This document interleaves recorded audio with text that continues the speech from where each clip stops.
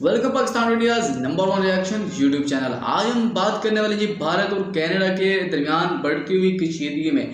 जी हाँ, तो ये जो भारत है इसने कनाडा से अपने जो ताल्लुकात हैं वो बिल्कुल अलग कर लिए हैं। कोई लेन देन का मामला और आने जाने के सारे जो राब्ते थे वो मुनक़ता कर दिए हैं। उधर रूस और जो यूक्रेन की जंग बरूदी जंग चल रही थी वो भी यूक्रेन ने उसका फ़ायदा उठाते हुए सीधा ताल्लुक अपना कायम करने की कोशिश कर रहे हैं कनाडा के साथ। जैसा कि भारत चाहता है कि हमारे जो भी वहाँ पर स्टूडेंट पढ़ रहे हैं या जिस भी हवाले से वहाँ पर हैं तो वो उनको वापस बुला लेंगे।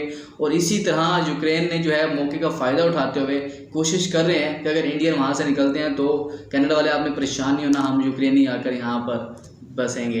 बिल्कुल। भारत ने एक और सवाल कर दिया कनाडा से। कनाडा को ये कहा है कि अगर आप हमारे साथ अच्छे ताल्लुकात नहीं रखना चाहते, आप हमारे साथ इससे कोई और ज़्यादा मसले मसाइल पैदा हो रहे हैं ना, क्योंकि कत्ल हुआ है, कत्ल की बुनियाद पर केसेस कहीं और ही ले गए हैं, पॉलिटिशियन केसेस मसले पैदा हो रहे हैं। और भारत ने भी यही कह दिया कि आप हमारे साथ अच्छे ताल्लुकात नहीं रखना चाहते, क्या वजह है, ये वो इस तरह के उन्होंने सवालात की हैं। और उसके बाद भारत ने क्या जवाब दिया और कनाडा ने भी क्या उसका सवाल किया, क्या जवाब दिया, आप खुद ही देख लें वीडियो में और आपको मज़ीद मालूमात मिल जाएगी। उससे पहले चैनल को सब्सक्राइब और लाइक ज़रूर कर दीजिए। सो चैनल पर पहली मरतबा है तो चैनल को सब्सक्राइब करके ज़रूर जाइएगा। वीडियो अच्छे लगे तो लाइक कर दीजिएगा।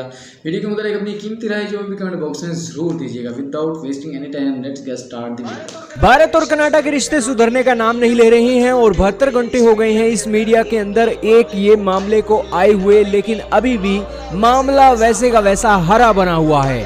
ताजा मामला निकला है कनाडा के प्राइम मिनिस्टर जस्टिन ट्रूडो, जो कि यूनाइटेड नेशन के अंदर गए हैं और वहां पर जाकर उन्होंने इस मसले को फिर से उठा दिया है और मीडिया को दिए अपने इंटरव्यू के अंदर, अपने क्वेश्चन एक आंसर्स के अंदर उन्होंने भारत की सरकार से अपील की है और भी बहुत बड़ी बड़ी बातें उन्होंने डिस्कशन की है।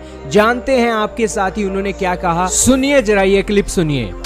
Call upon the government of India to work with us, to take seriously these allegations and to allow justice to follow its course. यहीं पर वो मीडिया के अंदर कह रहे हैं कि मैं भारत की सरकार को फिर से कहता हूं कि हमारे साथ इस जो एलिगेशन के ऊपर हमारे साथ काम कीजिए और काम करने के साथ जस्टिस को प्रोवाइड कीजिए। Your statement in the House of Commons the other day, some of the reactions, some of the conversation's been about the quality of the evidence, how much Canada has.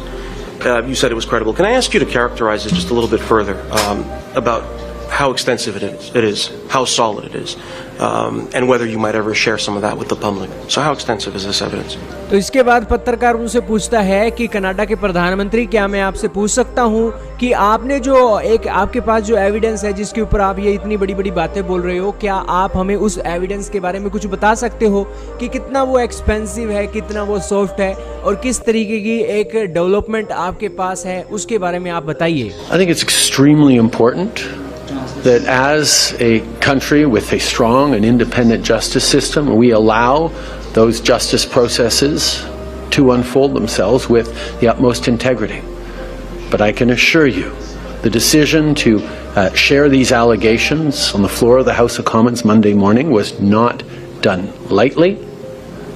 It was done with, or Monday afternoon was done with the utmost seriousness. इसके ऊपर उन्होंने कहा कि आप सभी जानते हो कि कनाडा का जो जस्टिस सिस्टम है वो इंडिपेंडेंट है और हम कनाडा के जस्टिस सिस्टम के ऊपर यही बोलते हैं कि अटमोस्ट इंटीग्रिटी के साथ हम इसके ऊपर काम करते हैं। साथ ही मैं आपको श्योर करता हूं कि ये जो एविडेंस है कनाडा की संसद के अंदर जो बोले गए हैं वो अटमोस्ट सीरियसनेस के साथ बोले गए हैं। लेकिन दोस्तों, कनाडा के प्राइम मिनिस्टर से कोई पूछे कि भैया तुमने कनाडा की संसद के अंदर कोई प्रूफ नहीं दिया है, कोई एविडेंस नहीं दिया है, तुमने एलिगेशन लगाए हैं, प्रूफ तुमने दिया नहीं और मीडिया के सामने आकर लोगों को बेवकूफ बना रहे हो और भारत से जस्टिस मांग रहे हो।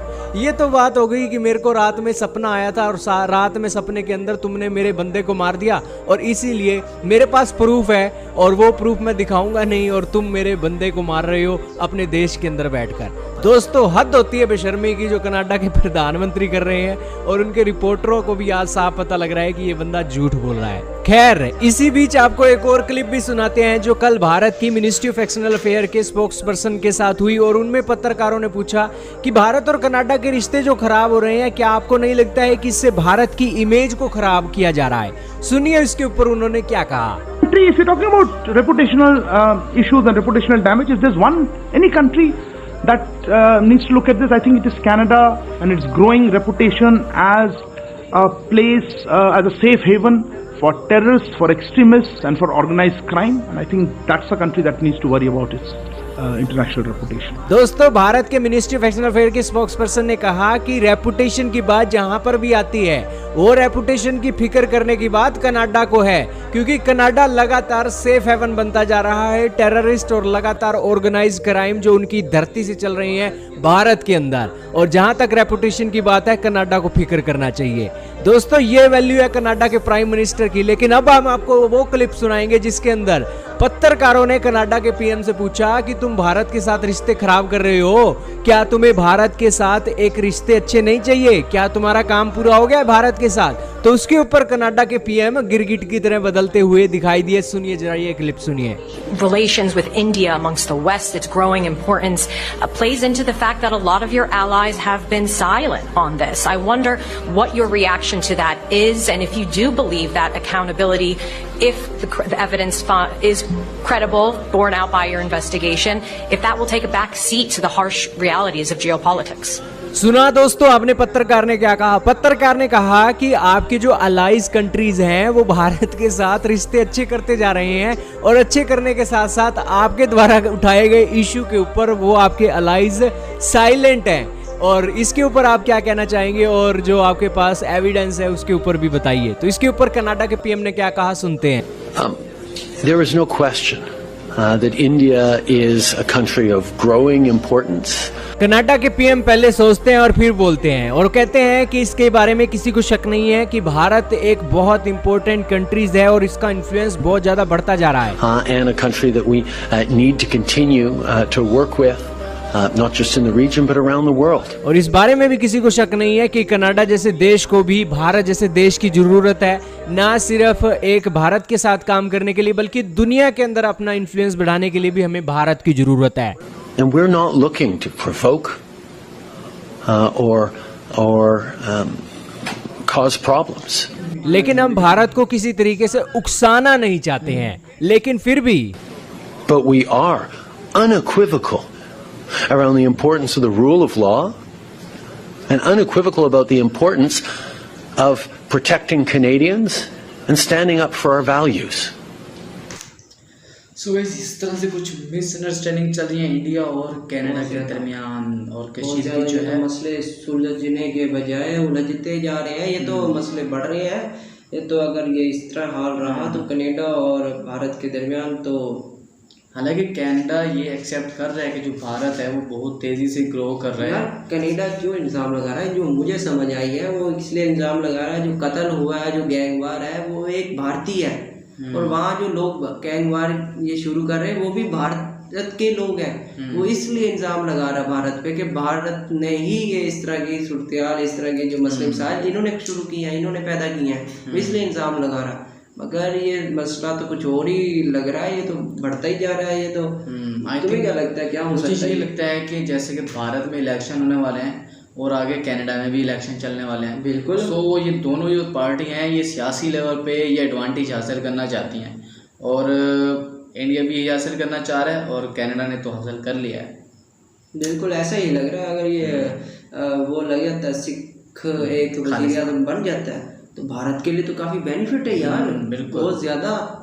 वो तो यही चाह रहा है कि ऐसा हो जाए तो बेहतर है। भारत जो है वो प्रेशर बिल्ड करना चाहता है कनाडा के ऊपर, और कनाडा जो वो चाल चल रहा है कि वो प्रेशर फील ही नहीं कर पा रहा है। ऐसा फीलिंग दे रहा है कि भारत की तरफ से जो भी कहा गया है, मैं तो कुछ फील नहीं करने वाला, जो मर्जी करवा खल्ली वल्ली। सो हम आपको कैसी लगी वीडियो? अच्छी लगी? अच्छी लगी तो लाइक, कमेंट और सब्सक्राइब जरूर कर दीजिएगा। हाँ, और नेक्स्ट वीडियो के लिए अभी तक किसी ने भी ये नहीं कहा कि यार किस टॉपिक बनाया जाए, बनाया बॉक्स में जरूर अपनी राय के इज़हार कीजिएगा। और आपको क्या लगता है कि आपको क्या लगता है कि भारत और कनाडा के ताल्लुक आगे जाके ठीक होंगे या नहीं? कमेंट बॉक्स में ये जरूर क्या लगता है? मुझे तो ऐसा लगता है कि बिगड़ते हुए नजर आ रहे हैं। आपको क्या लगता है? मुझे ऐसा लगता है कि अगर कुछ सियासी पार्टी जो है एक दूसरे के साथ मिल बैठे हैं तो हालात रुक सकते हैं, अदरवाइज फायदा उठाने वाले बहुत हैं करीब के लोग। जी हाँ, बिल्कुल। सो नेक्स्ट वीडियो में बहुत सारे अपना ख्याल